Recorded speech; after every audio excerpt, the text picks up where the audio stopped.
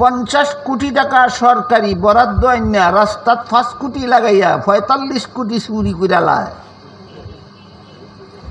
যে জুতা চুরের মতো অশিক্ষিত চুর, গরু চুরের মতো অশিক্ষিত চুর না শিক্ষিত চুর? গরু চুর চিনেননি আপনারা? আর মসজিদ মুসল্লির আর জুতা চুর আসেনি দেশ? এক চুরে মসজিদের মুসল্লির এক জোড়া জুতা চুরি করলো, কত টাকার মাল? 5-7 লাখ টাকা না 200-300 টাকা। আর এক চুরে গৃহস্থের ঘরের গোয়াল ঘরের গরু চুরি করে নিল, কত কোটি টাকার মাল? 10,000, 20,000, 50,000 টাকার মাল। জুতা চুরে 150 টাকার মাল চুরি করে, গরু চুরে 20,000, 30,000 টাকার মাল চুরি করে। আর 50 কোটি টাকা সরকারি বরাদ্দ আইনা রাস্তাত 5 কোটি লাগাইয়া 45 কোটি চুরি কইরা লায়। যে জুতা চুরের মতো অশিক্ষিত চুর, গরু চুরের মতো অশিক্ষিত চুর না শিক্ষিত চুর? বুঝা থাকলে কাহিনী বুঝা থাকলে আপনারা বলেন কোন চুর জঘন্যতম বড় চুর? জুতা চুর বড় চুর নয়, গরু চুর বড় চুর নয়, এই সমস্ত শিক্ষিত চুরের দল হলো জঘন্যতম বড় চুর। পাকিস্তানের বিখ্যাত আলেমগণের মধ্যে বর্তমানেও জীবিত আছেন একজন বিখ্যাত আলেম, ওনার নাম আল্লামা তকি উসমানী। বর্তমান বিশ্বে ওই যে আগে কইছিলাম যে পরিমাণ ইসলামী শিক্ষা অর্জন করলে মানব জীবনের সব সমস্যার সমাধান কোরআন হাদিসের আলোকে দিতে পারে, এই স্তরের আলেমগণের মধ্যে একজন আলেম পাকিস্তানের নাম তকি উসমান। ইনি একজন পাকিস্তানের শরিয়া আদালতের প্রধান বিচারপতি ছিলেন। এটা জানেন কি না আপনারা কেউ? এক সময় বেশ কয়েক বছর আগে তিনি পাকিস্তানের শরিয়া আদালতের প্রধান বিচারপতি ছিলেন। তখন তার একটা বক্তৃতা আমি শুনছিলাম।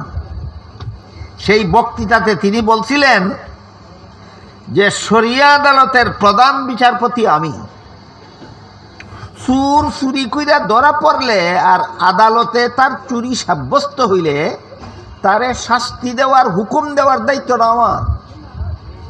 কিন্তু আমি যেদিন থেকে প্রধান বিচারপতি হয়েছি আজকে এত বছর পর্যন্ত একটা চুরের শাস্তির হুকুম দেওয়ার সুযোগ আমি পাইছি না। কারণ চুর আদালতে হাজির হইলে পরে আমি হুকুম দিতাম, শাস্তি দিত। চুররে আদালত হাজিরই করে না, থানার থেকেই পুলিশেরা ঘুষ খাইয়া ছেড়ে দেয়। বলেন থানার থেকে চুররে ছেড়ে দিলে আদালতে হুকুম দিতে পারবো না? আদালতে হাজির করলে, আদালতে হাজির অন লাগে না চুরের, থানা তো টেহা দিয়ে জায়গা ছুটিয়া। এই টেহাটার নাম হইল হালাল ব্যবসা না ঘুষ? ঘুষ শরীয়তের বিধানেও হারাম, রাষ্ট্রীয় আইনেও জঘন্যতম অপরাধ। আবার ক স্কুলও কি পড়ছিলে? আবার ক কলেজে কি পড়ছিলে? আবার ক ভার্সিটিতে কি পড়ছিলে? এখন করলে এটা কি? বলেন এই সমস্ত শিক্ষিতদের দীক্ষা আছে না শুধু শিক্ষা আছে? বুঝা থাকলে বলেন দীক্ষা ছাড়া শিক্ষা সফল না বিফল? তাহলে আপনারা স্কুল কলেজ ভার্সিটিতে সফল শিক্ষা দেওয়া হয় না বিফল শিক্ষা? এর পরিণাম নির্বাচনের আগে কয় ভোট দিয়া সেবা করার সুযোগ দিন, আর নির্বাচনের পরে সেবার দন্তস্ব একার সে বয় আকার বা আসিল না, যে দন্তস্ব একার সে ঠিক রেখিয়া বয়ের আকার ফালাইয়া দিয়া দন্তন লাগাই দেয়। আবার কই নির্বাচনের আগে কইছিল আমারে ভোট দিয়া আপনাদের সেবা করার সুযোগ দিন। সেবা বানান কইন দন্তস্ব একার সে ঠিক রাখছে ফাঁস করার পরে, বটাও রাখছে, বয়ের আকারটা ফালাইয়া দন্তন লাগাইছে। তখন কি সে নির্বাচনের আগে কয় সেবা, পরে করে সেবন। কিসের ফসল? দীক্ষা ছাড়া শিক্ষার ফসল। কিসের ফসল? বলেন, এটা এটা সফল শিক্ষা না ব্যর্থ শিক্ষা?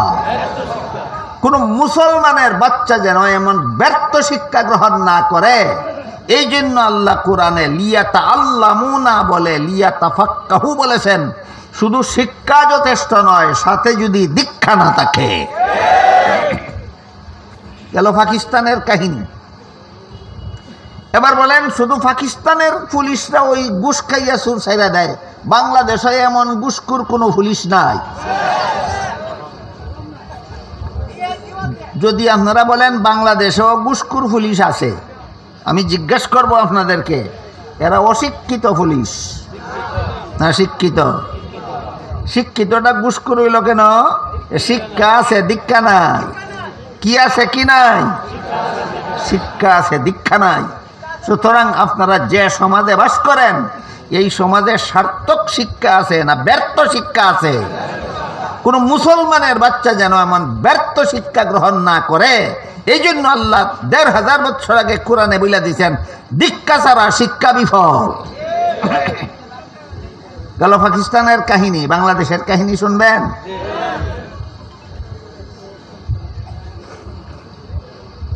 পাকিস্তানের কাহিনীটা হইল তকি উসমানির ঘটনা, আর বাংলাদেশের কাহিনীটা আমার নিজের। এখন আমারটা কই শুনেন। আমার মনে হয় আজ থেকে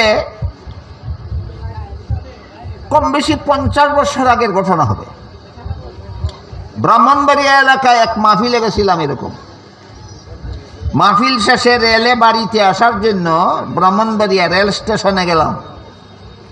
গিয়া দেখি গাড়ি ছাইড়া দেয়, টিকিট নেওয়ার সুযোগ নাই। তারা ওরা করে টিকিট ছাড়াই গাড়িতে দৌড়াদৌড়ি করে উঠলাম। উচ্চার টিটি সাহেবরে কইলাম, টিটি সাহেব, আমি স্টেশনে আসা মাত্রই গাড়ি ছাইড়া দিছে, টিকিট নিতে পারছি না, আপনি আমার একটা টিকিট বানাইয়া দেন, আর যত মূল্য টিকিটের লাগে আমি আপনাদের দিয়া দেই, নিয়ে যান। টিটির দায়িত্বই দেয়, সরকারে তারে বেতনই দেয় এই কামের লাগে। বিনা টিকিটে যদি কেউ গাড়িতে চড়ে, তারে টিকিট বানাইয়া দিত আর টিকিটের মূল্য আদায় করত। এই কারণে সরকারে তারে মাসে মাসে বেতন দেয়। কাহিনীটা কি হইল আমি একটু পরে বলবো, আগে আপনাদের জিজ্ঞেস করি, সরকারের বাপের সম্পত্তি বেচে টিটির বেতন দেয় না জনগণের ট্যাক্সের টাকা দিয়া? শুধু টিটির বেতন না, যে কোনো দেশে যে কোনো মানুষ সরকারের যে কোনো চাকরি করে, এই সরকারি কর্মচারীদের যত লক্ষ কোটি টাকা সরকারে বেতন দেয়, সবগুলি জনগণের ট্যাক্সের টাকা। সবগুলি জনগণের ট্যাক্সের টাকা। আপনারা তো মনে করেন শুধু বাড়ির ট্যাক্স দিয়া থাকেন আপনারা, শুধু জমিনের ট্যাক্স দিয়া থাকেন আপনারা, শুধু দোকানের ট্যাক্স দিয়া থাকেন আপনারা। না, যে কোনো বাজার থেকে যে কোনো জিনিস কিনেন, স্টেশনারি দোকান থেকে 5 টাকার চকলেট কিনেন, এই চকলেটের মূল্যের মধ্যে সরকারের নির্ধারিত ট্যাক্স আছে। চকলেটের মূল্যের ভিতরেও আপনার পকেটের ট্যাক্স সরকারের গড়ে যাইতেছে। জান্না না জান্না, বুঝা না বুঝা, জীবন বড় রুজি করতেছেন, সরকারকে ট্যাক্স দিতেছেন। চকলেট কিনা সরকারকে ট্যাক্স দিতেছেন, বিস্কুট কিনা সরকারকে ট্যাক্স দিতেছেন, চা কিনা সরকারকে ট্যাক্স দিতেছেন, তরকারি কিনতেছেন, এর মধ্যে সরকারের ট্যাক্স দেওয়া হইতেছে, মাছ পান কিনতেছেন, এর মাধ্যমে সরকারের ট্যাক্স দেওয়া হইতেছে। এইভাবে কোটি কোটি মানুষের এই ট্যাক্সের টাকা সরকারি তহবিলে জমা হয়। ওই তহবিল থেকে সরকারি কর্মচারীদের বেতন দেওয়া হয়। সরকারের বাপের টেহা না জনগণের টেহা? এইরকম জনগণের টাকায় বেতন খায় এমন একজন টিটিরে আমি পাইলাম। গিয়া কইলাম, টিটি সাহেব, গাড়ি সাইডে দিছে, আমি টিকিট নিতে পারছি না, আমার একটা টিকিট বানায় দেন, আর যা ভাড়া হয় আমার কাছে নিয়ে আনেন। উনি আমাকে একটু সেট দেখাইয়া কয়, সেট দেখানি বুঝেন, সেটটা রাগান্বিত হইয়া, ইনি রাগান্বিত হইয়া আমার কয়, টিকিট বানাইয়া দেওয়া যাবে না। আমি বললাম, কেন? আপনারে সরকারে বেতন দেয় আমার টিকিট বানিয়ে দেওয়ার জন্য, আমাকে টিকিট বানিয়ে দেওয়া যাবে না কেন? বেতন খাসকের লাগিয়া। কয় হুজুর টিকিট বানিয়ে দিলে শুধু ভাড়া দিলে হইতো না, বিনা টিকিটে রেল চড়ার জরিমানাও দিতে হবে। আমি বললাম ভাড়াও দেব, জরিমানাও দিব, টিকিটটা বানিয়ে দাও। এখন আর চেতাচেতি নাই, এখন একটু সুন্দরভাবে নরম করে কয় হুজুর আপনার জরিমানাও লাগবে না, ভাড়াও সবটা দেওয়া লাগবে না, টিকিট ছাড়া যা মনে চায় আমার এ দেওয়ান। কি ছাড়া? কি ছাড়া? টিকিট ছাড়া যদি আমি 10 টাকা দেই, সরকারের তবিলও যাইব না এই শিক্ষিত সুরের পকেটও থাকবো? অশিক্ষিত সুর না শিক্ষিত সুর? 50 বছর আগে আমি বাংলাদেশে এইরকম একটা শিক্ষিত সুর হয়েছিলাম। বর্তমান বাংলাদেশে কোনো শিক্ষিত সুর নাই। আপনারা যদি বলেন আছে, আপনারা যদি বলেন বাংলাদেশে এই ধরনের শিক্ষিত সুর আছে, শিক্ষিত হইয়া চুর হইল কেন? শিক্ষা আছে, দীক্ষা নাই। এইরকম ব্যর্থ শিক্ষা যেন কোনো মুসলমান গ্রহণ না করে, এই জন্য আল্লাহ কোরআনে লিয়াতা আল্লামুনা বলে লিয়াতা ফাক্কাহু বলেছেন। মর্ম হলো দীক্ষা ছাড়া শিক্ষা ব্যর্থ, দীক্ষা ছাড়া শিক্ষা বিফল, দীক্ষা ছাড়া শিক্ষা বিফল।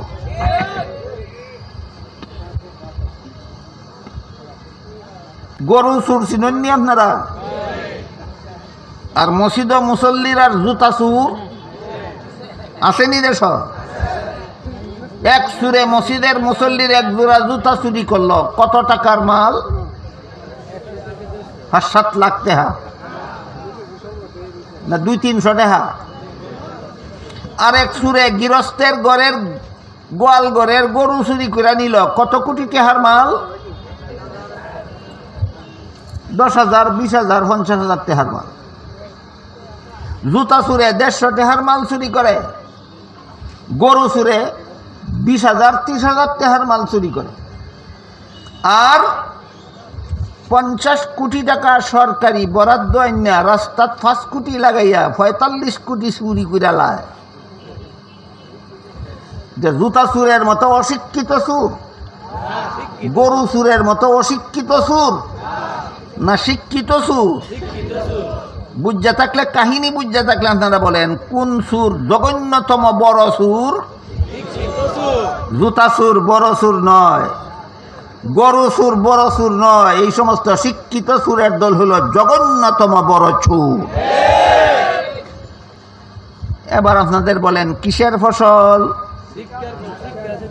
দীক্ষা ছাড়া শিক্ষার ফসল। কিসের ফসল? দীক্ষা ছাড়া শিক্ষার ফসল। এই ব্যর্থ শিক্ষাটা সমাজে চালু করার জন্য একটা শ্রেণী উচ্চে ফিরে লাগছে। উচ্চে ফিরে লাগছে আমি কেমনে বুঝলাম? আমি তো সারা দেশে ঘোরাফেরা করার লাগে, যানবাহনেই যাওয়ার লাগে, কোনো সময় বাসে, কোনো সময় রেলে, কোনো সময় নৌকায়, কোনো সময় প্রাইভেট গাড়িয়ে যাওয়ার লাগে। ওই রাস্তা চলার সময় অনেক গাড়ির পিছন দিয়া, বাসের পিছন দিয়া লিখতে দেখা পাই, শিক্ষার জন্য প্রবেশ করো, সেবার জন্য বের হও। আপনারা কেউ দেখছেন নি কোনো? কেউ বাংলায় লেখে শিক্ষার জন্য প্রবেশ করো, সেবার জন্য বের হও। কেউ ইংলিশে লেখে come for education, go for help. একই কথা। কাম ফর এডুকেশন অর্থ শিক্ষার জন্য আসো, গো ফর হেল্প অর্থ সেবার জন্য বের যাও। সাথে দীক্ষা আসেনি কেন? দীক্ষা থাকলে দেশ শিক্ষিত সুর তৈরি হবে না। এই জন্য কাম ফর এডুকেশন লেখে, শিক্ষার জন্য আসে লেখে, দীক্ষার জন্য আসে লেখে না সুরের দল। কারণ দীক্ষার জন্য আসলে এই দেশে শিক্ষিত চুরের দল তৈরি হবে না। এর দ্বারা বোঝা গেল একদল বড় সুর, কোটি কোটি টাকার চুর, শিক্ষিত সুর এই সমাজে শিক্ষিত সুর তৈরি করার জন্য উঠতে ফিরে আন্দোলন চালাইছে। এরা ওই নির্বাচনের আগে কয় আমারে ভোট দিয়া সেবা করার সুযোগ দিন, আর নির্বাচনের পরে বয়ে রাখার দন্তন্য বানাইলা বানান। বুঝছেন? বলেন নির্বাচনের আগে কি কয়? এরপরে নির্বাচনের পরে দন্ত স্বর ঠিক আছে, একারও ঠিক আছে, ব ঠিক আছে, শুধু আকারটারে দন্ত ন বানায়। বুঝেন নাই? বলেন কোন শিক্ষার ফসল? দীক্ষা ছাড়া শিক্ষা বিফল, এই বিফল শিক্ষার ফসল। এমন দান্দাল, এমন দুঃখবাজ, এমন শিক্ষিত চোর, এমন জঘন্যতম চোর যেন মুসলমান সমাজে জন্ম না হয়। এই জন্য আজকের থেকে ১৫০০ বছর আগেই আল্লাহ কোরআনে বলে রাখছেন, দীক্ষা ছাড়া শিক্ষা বিফল, দীক্ষা ছাড়া শিক্ষা বিফল, দীক্ষা ছাড়া শিক্ষা বিফল। গেল এই পর্যন্ত দুইটা কথা। একটা কথা হইল মুসলমানের কার জন্য কি পরিমাণ শিক্ষা গ্রহণ করা ফরজ, আর একটা হইল শিক্ষার সাথে দীক্ষার দরকার কি। আর কিছু শুনবেন? আল্লাহ পাক রব্বুল আলামিন এরপরে বলেন, ফালাউলা নাফারা মিন কুল্লি ফিরকাতিন মিনহুম তাইফাতুল লিয়াতাফাক্কাহু ফিদ্দীন ওয়ালিয়ুনযিরু কওমাহুম ইযা রাজাউ ইলাইহিম লাআল্লাহুম ইয়াহযারুন। একদল মুসলমান ইসলামের মাধ্যমিক শিক্ষা, ইসলামের উচ্চতর শিক্ষার সাথে সাথে দীক্ষা গ্রহণ করার পর এরা যখন আনুষ্ঠানিক লেখাপড়া সমাপ্ত করে বাড়িতে ফিরে আসবে, সোজা কথায় মাদ্রাসাত ফিরিয়া আলেম হইয়া আইছে, মাদ্রাসাত ফিরিয়া আলেম হইয়া আইছে। এই লোকটার কাম কি? কর্মজীবনে তার দায়িত্ব কি? কর্মজীবনে তার দায়িত্ব হইল খালি আপনার ঘরে দাওয়াত খাওয়ান। আল্লাহ পাক রব্বুল আলামিন এই সমস্ত মাদ্রাসা পড়ুয়া, ইসলামী শিক্ষায় শিক্ষিত, ইসলামী শিক্ষার সাথে দীক্ষা গ্রহণকারী আলেমদের কর্মজীবনের দায়িত্ব চিহ্নিত করে দিয়া বলেন, মাদ্রাসা পড়ুয়া আলেমদের কর্মজীবনের একমাত্র দায়িত্ব হলো ইনজারে কওম। এটা কোরআনের ভাষা। মর্ম হলো, বলেন মাধ্যমিক শিক্ষা এবং উচ্চ শিক্ষা গ্রহণ করার জন্য সব মুসলমান গেছিল না কিছু মুসলমান? আর যে অধিকাংশ মুসলমান বাকি রইল এরা আলেম হইল না। সমাজের বাকি সব মুসলমান, হাজারের মধ্যে একজন মুসলমান মাদ্রাসায় ফিরে আলেম হইল। ৯৯৯ জন মুসলমান যে সারা জীবন গৃহস্থী করলো, আলেম হওয়ার সুযোগ নাই তার। সারা জীবন ব্যবসা করলো, তার আলেম হওয়ার সুযোগ নাই। সারা জীবন দোকানদারি করলো, তার আলেম হওয়ার সুযোগ নাই। স্কুল কলেজে লেখাপড়া করলো, তার আলেম হওয়ার সুযোগ নাই। সারা জীবন চাকরি কইরা কাটাইলো, তার আলেম হওয়ার সুযোগ নাই। এরা জাহান্নামে যাক আল্লাহ বলেননি। বলেন তোমরা যারা আলেম হইছ, যারা আলেম হইছে না এদেরকে জাহান্নাম থেকে বাঁচাও। মাদ্রাসাত ফিরে যারা আলেম হয়, এটা আলেমদের কর্মজীবনের দায়িত্ব। যারা আলেম হইছে না এরা জাহান্নাম থেকে বাঁচাও। কেমনে জাহান্নাম থেকে বাঁচাইব? আল্লাহ বলেন ওয়ালিয়ুনযিরু কওমাহুম, গোটা জাতিকে, ওই যে আল্লাহর বিধিবিধান মান্য মুসলমান হইছিরা, এই বিধিবিধান লঙ্ঘন করলে জাহান্নামে যেতে হবে, এই কথাটা জাতিকে জানাও, শোনাও, জাতিকে সতর্ক করো। তাহলে মাদ্রাসা পড়ুয়া আলেমদের কর্মজীবনের দায়িত্ব কি? কেউ অসুস্থ হইলে তারে চিকিৎসা সেবা দেওয়া, ইঞ্জিনিয়ার হওয়া, বিজ্ঞানী হওয়া, চাকরিজীবী হওয়া, না জাতিকে জাহান্নাম থেকে বাঁচার ব্যবস্থা দেওয়া। এটা হলো মাদ্রাসা শিক্ষিত আলেমদের কর্মজীবনের দায়িত্ব, জাতিকে জাহান্নাম থেকে বাঁচার পথ দেখাও। এই কথাটাও আমাদের সমাজের অনেক বড় বড় শিক্ষিত পণ্ডিতেরা জানে না। এই কথাটাও জানে না যে আলেমদের দায়িত্ব কি। না জানার কারণে কয় কি জানেন, কয় আলেমরা মাদ্রাসা পড়লে ডাক্তার হইতে পারে না, মাদ্রাসা পড়লে ইঞ্জিনিয়ার হইতে পারে না, মাদ্রাসায় ফিরে বিজ্ঞানী হইতে পারে না, কাজেই মাদ্রাসা পড়া বেকার। মাদ্রাসায় ফিরে ডাক্তার হয় না কেন? আমি জবাব দেব পরে, আগে জিজ্ঞাসা করতে চাই মাদ্রাসায় ফিরে আলেম হইব? তোমরা যারা মেডিকেল কলেজে পড়ো তোমরাও মুহাদ্দিস হও, মুফতি হও। বলেন তো, কেউ যদি কয় এমন লোক মেডিকেল কলেজে ফিরে MBBS ডাক্তার হইল, সে মুফতি হইল না কেন? এরকম প্রশ্ন কি কোনো শিক্ষিতই করতে পারে না? এটা গোয়ারের প্রশ্ন। মেডিকেল কলেজ বানাইছে মুফতি বানাইবার লাগি না MBBS ডাক্তার বানাইবার লাগি? যেমনভাবে মেডিকেল কলেজ প্রতিষ্ঠা করা হয় মুফতি বানাবার জন্য নয়, চিকিৎসক বানাবার জন্য, ঠিক তেমনিভাবে মাদ্রাসা প্রতিষ্ঠা করা হয় ডাক্তার বানাবার জন্য নয়, সমাজের মানুষকে জাহান্নাম থেকে বাঁচাবার জন্য। দুটোটারই দরকার, স্কুল কলেজেরও দরকার, মাদ্রাসারও দরকার। তবে এই দুই শিক্ষার মধ্যে একটা সমন্বয় থাকতে হবে। এবার আমি আপনাদেরকে সমন্বয়ের ব্যবস্থাটা কই। আজকাল অনেকে এইটাও কয় ইসলামী শিক্ষা আর জাগতিক শিক্ষার মধ্যে সমন্বয় সাধন করা হোক। গুড়ার ডিমে বুঝে না সমন্বয়টা কেমনে হবে, কইতে না, খালি কয় সমন্বয় সাধন করা হোক। ধরেন আপনার দুইটা ছেলে আছে, একটা ছেলেরে মাদ্রাসায় লেখাপড়া করাই আলেম বানাইলেন, আর একটা ছেলেরে মেডিকেল কলেজে লেখাপড়া করাইয়া MBBS ডাক্তার বানাইলেন।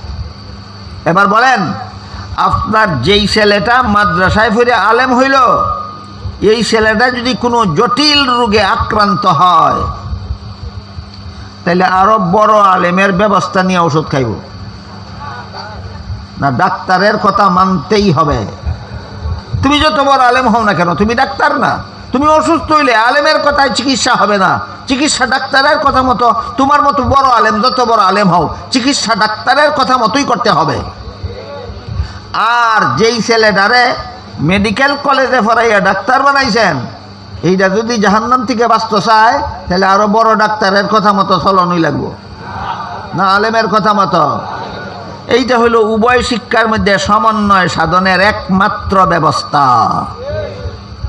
উভয় শিক্ষার মধ্যে সমন্বয় সাধনের ব্যবস্থা আছে, মূর্খরা জানে না, না জানি না কয় মাদ্রাসায় থইলে ডাক্তার হয় না কেন, আমি কই মেডিকেল কলেজে ফিরে মুফতি হয় না কেন?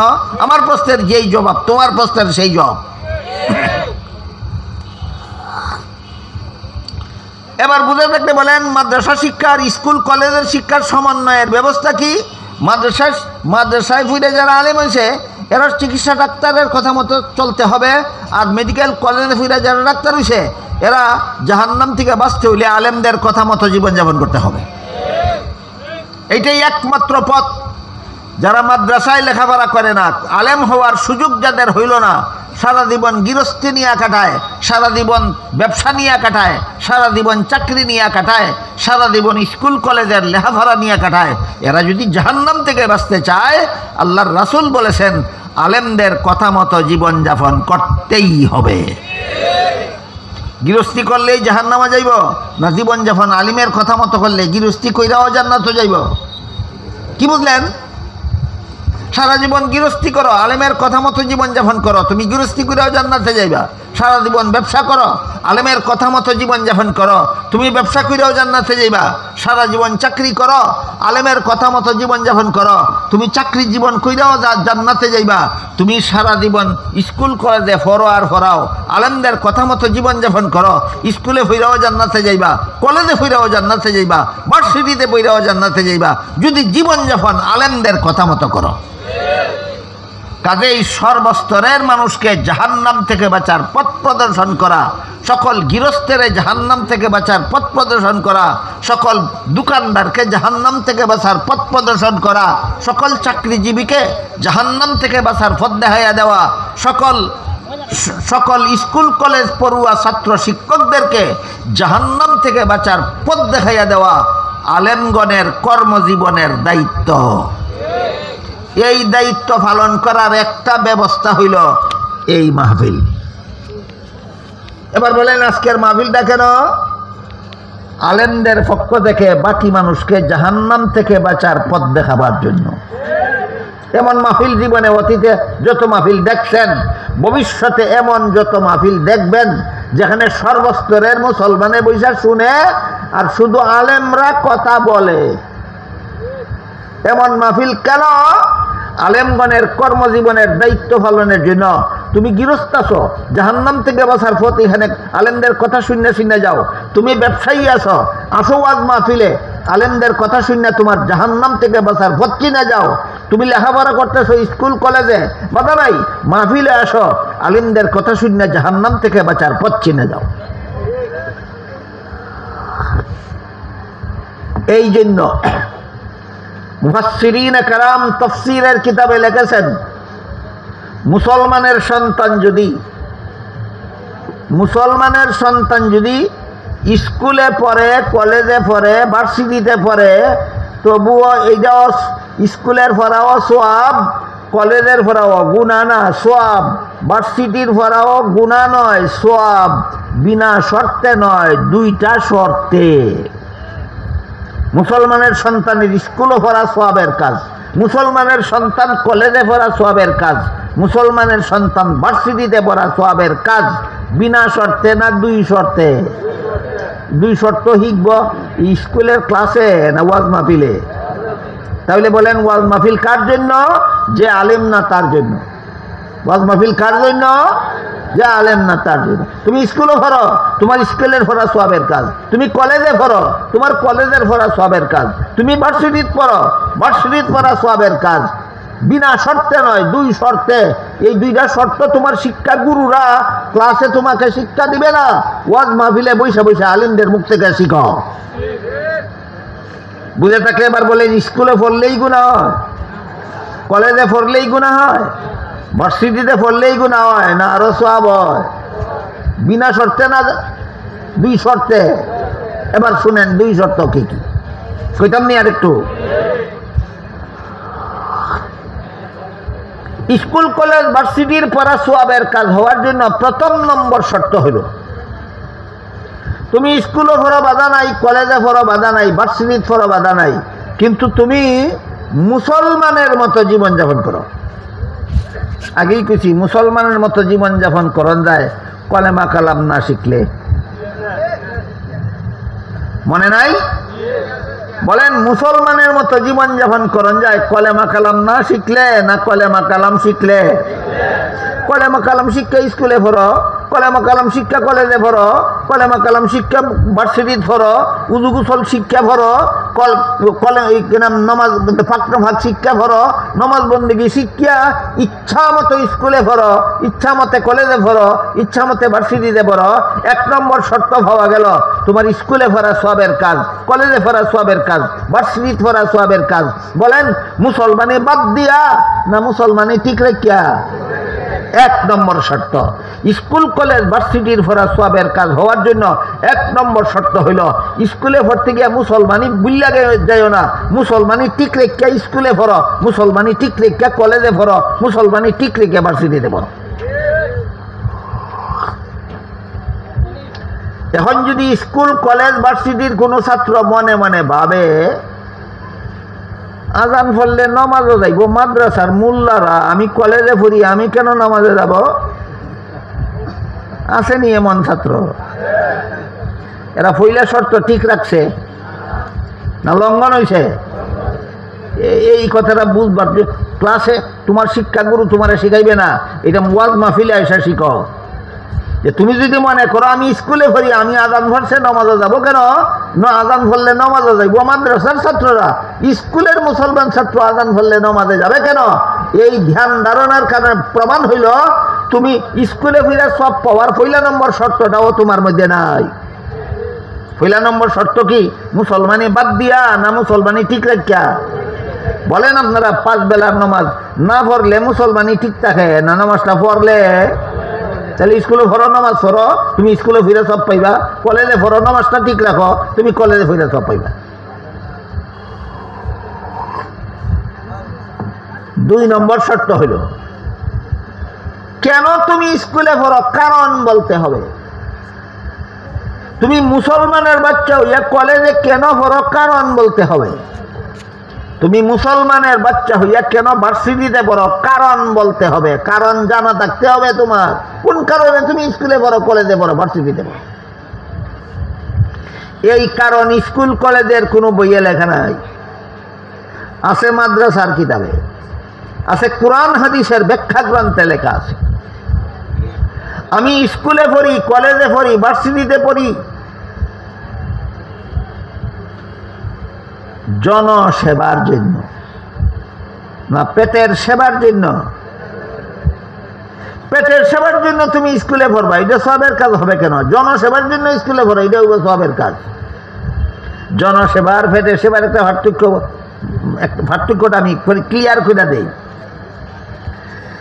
একটা মুসলমানের ছেলে স্কুল কলেজ ভার্সিটিতে পড়ে এই উদ্দেশ্যে যে আমি সর্বশেষ পরীক্ষায় পাস করলে একটা সরকারি সার্টিফিকেট পাবো, সরকারি সার্টিফিকেট পাইলে আমি সরকারি চাকরি পাবো, সরকারি চাকরি পাইলে আমি জীবনভর সরকারি বেতন এবং পেনশন বুক করতে পারবো।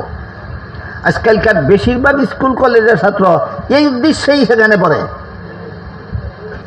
বর্তমান জমানার স্কুল কলেজের বেশিরভাগ ছাত্রছাত্রী এই উদ্দেশ্যেই পড়ে যে আমি স্কুলে পড়লে, কলেজে পড়লে, শেষ পরীক্ষায় পাস করলে একটা সরকারি সার্টিফিকেট পাইব, এই সরকারি সার্টিফিকেট দ্বারা আমি সরকারি চাকরি পাইব, সরকারি চাকরি পাইলে জীবনভর সরকারি বেতনের দ্বারা আমার পেট চলা যাইব।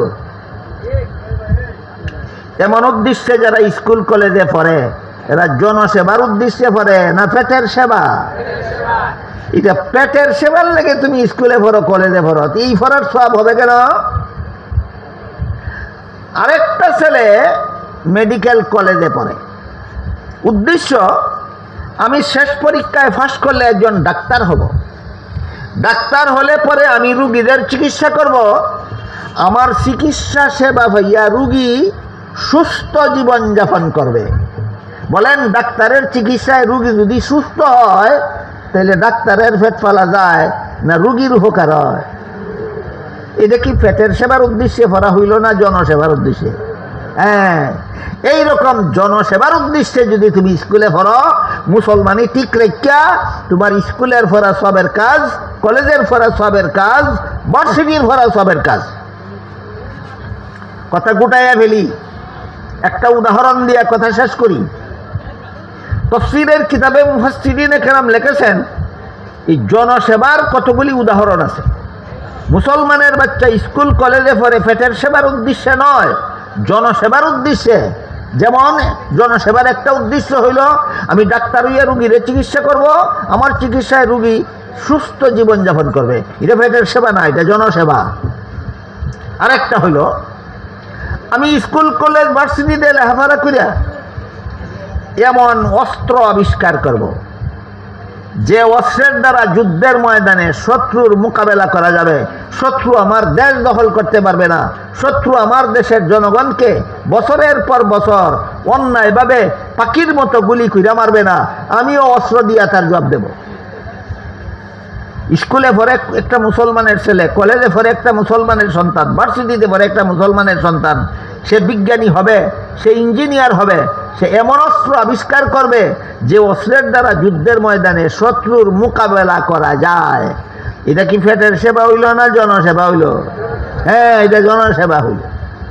কিন্তু আপনারা বলেন, বর্তমান দুনিয়াতে দুনিয়ার যে কোনো দেশের যে কোনো মুসলমান ছেলেমেয়েরা স্কুল কলেজ ভার্সিটিতে পড়ে, তারা সবে মিল্লানি ওই এমন অস্ত্র আবিষ্কার করছে যে অস্ত্রের দ্বারা যুদ্ধের ময়দানে আমেরিকার মোকাবেলা করা যায়। করছে না? তাহলে তুমি স্কুল কলেজে পড়া যুদ্ধের ময়দানে শত্রুর মোকাবেলা করার মতো অস্ত্রও বানাইছ না, আবার সেইখানে পড়তে গিয়া নমাজও ছাইড়া দিছ,